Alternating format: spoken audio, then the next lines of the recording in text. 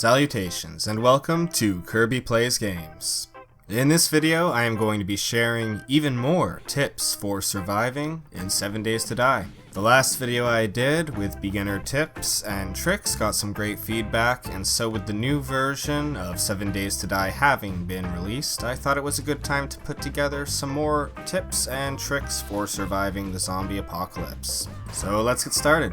Tip number 1. Forest biome is the best biome for beginners. The world in 7 Days to Die is home to several biomes, which include the desert, forest, snowy forest, burnt forest, and wasteland. These are surrounded by a radioactive zone which creates the map border. The radioactive border will drain your health rapidly if you enter, so it is usually best to avoid venturing here. Each of the 5 main biomes has its own unique dangers, but the forest biome is pretty forgiving in this regard. You will have to watch for wolves and bears, but wherever you go you will find danger. It may not be safe in the forests, but a few key benefits make it an especially solid choice for new players. The first significant benefit is the moderate temperature in this biome, as extreme cold and heat found elsewhere will increase your need for food and water, and be generally very annoying. The forest biome also makes it fairly easy to find food with an abundance of plants to gather and animals to hunt.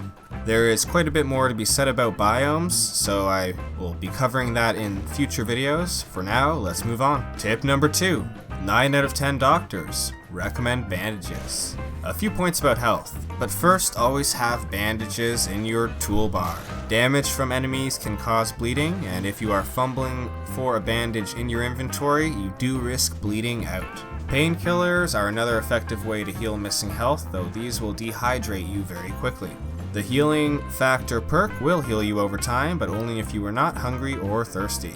Speaking of food, eating will also restore some health and your stamina. Which brings us to tip number 3. Thirsty plus hungry equals tired. Your food and water meter are at the bottom of the screen under your toolbar. Left is food, right is water. If these get low enough, you will lose health and die. Far before reaching that though, you will just be a complete sloth. This is because hunger and thirst are tied to stamina, which is used for running, working, and fighting. The stamina bar is under your health bar. You will notice that different activities require different amounts of stamina, and also that stamina recovers more quickly when not running or using tools and weapons. The important thing to note here is that your hydration affects stamina recovery rate, and your hunger affects maximum stamina. So make sure to eat and drink and you will be merry. Some perks to help with food and stamina before we move on. Master Chef unlocks recipes and reduces cooking time. Iron Gut reduces food and water loss from physical exertion. Sexual Tyrannosaurus decreases stamina required for using tools and for melee power attacks. And Rule 1, Cardio, increases stamina regeneration while running. Tip number 3. Looting, burglary, and cash.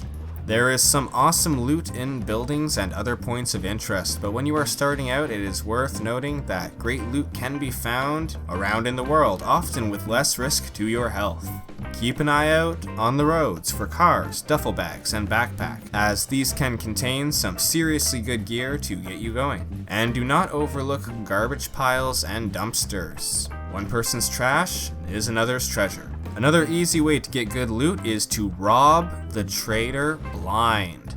That's right, the trader's base is packed with loot containers and even sometimes a gun safe, which you can access if you stand in the right spot. Gun safes and some other loot containers are locked, but these locks can be picked if you have lock picks in your inventory by holding E while hovering over the container with your cursor and selecting the lock picking option. This may take several lock picks and several attempts, but it's usually worth it. This is something mentioned by a member of the 7 Days community as a comment on my previous beginner guide for this game, and that was to not be afraid to spend cash on things you need at the trader. I am guilty of stacking coins myself in 7 days, and I grind and I realize that I am basically at the end game and I don't really have a use for all the money, other than smelting it into brass for ammo casings. This is all well and good, but I think it is helpful to realize that it's the zombie apocalypse, so cash is only as valuable as it is useful in helping you to survive. So don't be afraid to blow some money at the trader.